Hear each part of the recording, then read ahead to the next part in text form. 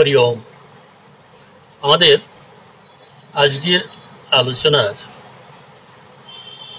মূল বিষয়বস্তু ব্রহ্ম গায়ত্রী গান ও তার সরল ব্যাখ্যা।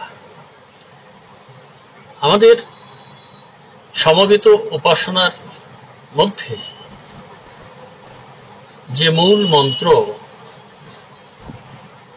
সেটি হচ্ছে এই বেদমাতা ব্রহ্ম গায়ত্রী মন্ত্র। এই ব্রহ্ম গায়ত্রী মন্ত্র যখন গীত হয় এই সমবেত উপাসনার মধ্যে,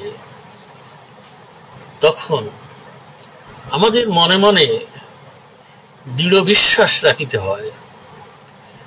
শ্রী শ্রী বাবামণি এখানে জোর দিয়ে বলেছেন যে তোমরা এই ব্রহ্ম গায়ত্রী গানকালে এই দৃঢ় বিশ্বাস রাখিবে যে তুমি স্ত্রী বা পুরুষ যেই হও না কেন এবং যে বংশেই তুমি জন্মিয়া থাকো না কেন, গায়ত্রী স্মরণের সঙ্গে সঙ্গেই তুমি ব্রহ্মণত্ব লাভ করিতেছ, ব্রহ্ম তেজ তোমার মধ্যে স্ফুরিত হইতেছে। তিনি বলছেন, ব্যাস, বশিষ্ঠ, বাল্মীকি, শাণ্ডিল্য, ভরদ্বাজ ও বিশ্বমিত্রাদি তপসিদ্ধ ঋষিগণের সামর্থ্য তোমার মধ্যে পুঞ্জীভূত হইতেছে।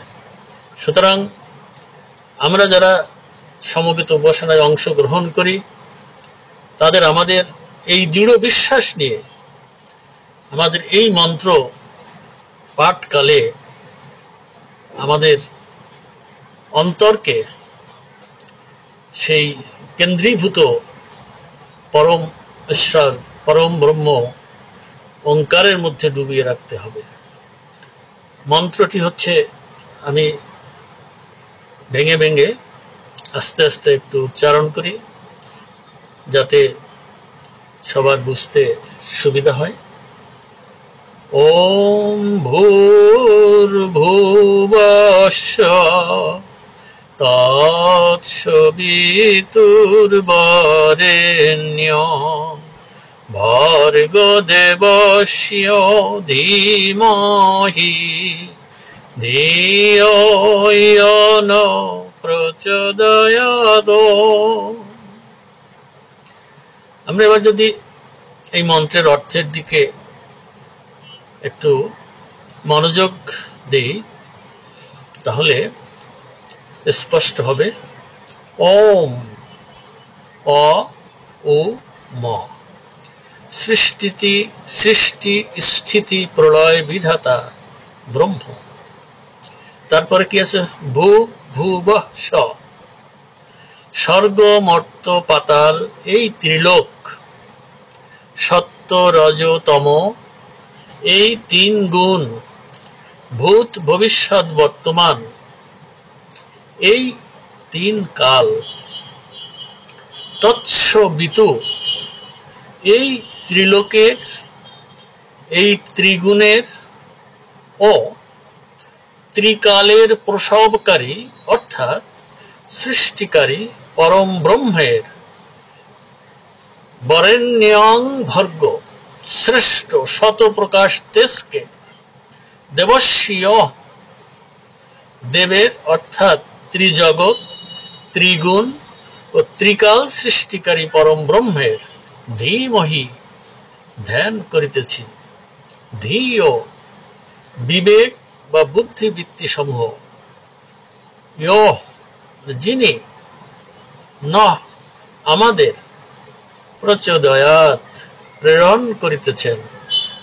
ওম ব্রহ্ম, যিনি আমাদের বুদ্ধিবৃত্তি সমূহকে প্রেরণ করেন, সেই ত্রিলোক প্রসবিতা, ত্রিগুণ স্রষ্টা, ত্রিকাল সৃজনকারী পরম ব্রহ্মের শ্রেষ্ঠ শতপ্রকাশ তেজের ধ্যান করি।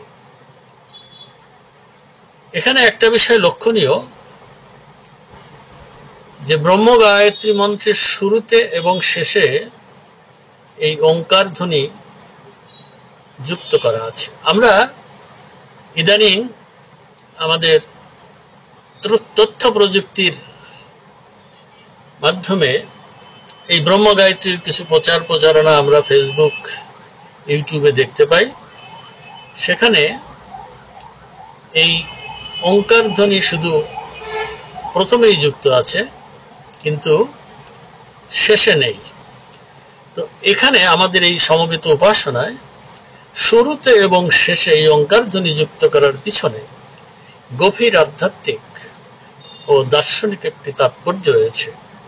এটি কেবল ছন্দগত বা ঐতিহ্যগত বিষয় নয়, বরং একে বিশুদ্ধ চেতনাগত শক্তির প্রতীক হিসেবে বিবেচনা করা হয়।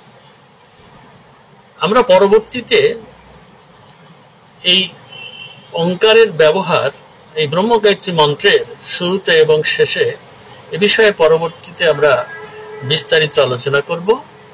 এই ওঙ্কার হচ্ছে পরম ব্রহ্মধ্বনি। ওম হচ্ছে বেদে বর্ণিত সর্বোচ্চ অনাদি অবিনশ্বর শব্দ ব্রহ্ম। এটি ঈশ্বর বা ব্রহ্মের ধ্বনিগত প্রতিরূপ, যার মধ্য দিয়ে সৃষ্টি, স্থিতি ও লয় ঘটে। অ অর্থাৎ সৃষ্টি, উ অর্থাৎ স্থিতি, ম অর্থাৎ লয়। এই হলো এই ব্রহ্মগায়ত্রী মন্ত্রের সার কথা। আমি বিশ্বাস করি আমার এই সরলভাবে উপস্থাপনের মধ্য দিয়ে যারা শ্রবণ করবেন তারা এই ব্রহ্মগায়ত্রী মন্ত্রের মর্মার্থ উপলব্ধি করতে পারবেন। হরি ওম, হরি ওম, হরি ওম।